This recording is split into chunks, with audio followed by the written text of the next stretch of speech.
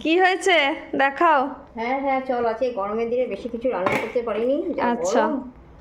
প্রথমে হয়েছে এখানে সাদা ভাত। আচ্ছা, এটা তো ম্যান্ডেটরি। হ্যাঁ।